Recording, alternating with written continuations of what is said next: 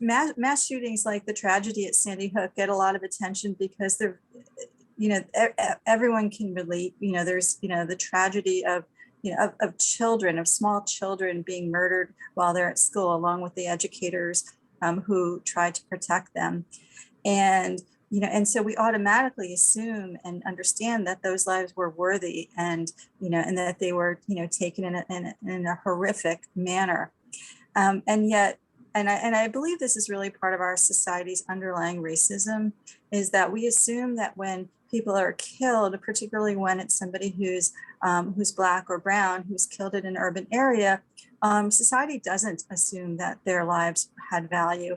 In fact, society often, assumes that, well, they must have been a criminal, or they must have done something to somehow deserve to have been shot, as opposed to they were walking by and they were hit by a stray bullet, or understanding what kind of circumstances might have led that person to be in a particular place and what the underlying issues are that might have led to that tragedy, right? And that all lives have value. And so when when there's a shooting, say in the North End of Hartford, the media often just, says young Black man shot with a gun, with no backstory, no sense of who he was, what his dreams were, how his parents are grieving, what he meant to his school classmates, to his siblings, to his friends, and so part of it is the way that the media covers different kinds of gun violence.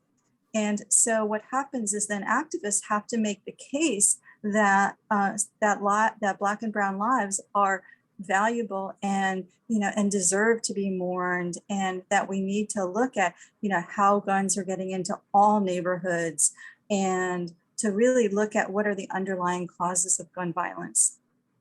In your research, you talk about two different types of logics to fight community gun violence. Can you talk about those a little bit, please? Sure. So the reform logic, I think, is what people ordinarily think of as politics, right? How do we change laws and how do we change policies? And with regard to gun violence, that's often thinking about how do we keep guns out of the hands of people who shouldn't have those, right? So, that's one thing. And then how do we reduce the lethality of guns? So for example, semi-automatic rifles, which could be like the one used in Sandy Hook that can kill people many people in a matter of seconds, right? So that's the intervention logic. I'm sorry, that's the reform logic. And so, we think about that as how can we change the laws? And I want to make the case that does actually affect community gun violence. So for example, when you have laws about safely storing guns, that reduces gun theft.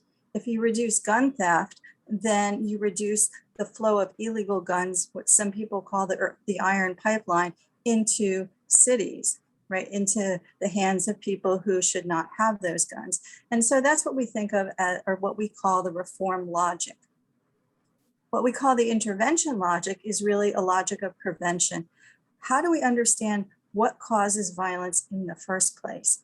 Right? Why is violence concentrated in a few, and I really want to stress this, a few small areas within cities, right? So gun violence is not widespread across cities, but it's really concentrated in specific networks. And so who are in those networks? What kind of resources do they need? Why are people perhaps turning to violence as a method of resolving disputes as opposed to other kinds of things? And so what the intervention methods does is it says, okay, let's take everything a step back. Does the family need social services? Is this child, illiterate? Does this child need to actually learn to read, need job training? What is it that we can do? How is it that we can make sure that people have the skills that they need to not turn to violence? And so really the intervention logic is about providing all of these kinds of services and supports. So for example, there are some programs that are designed to help returning citizens, people who are returning from incarceration. Well, they might need help writing a resume. They might need a suit. They might need a bus pass, right? They might need a place to live.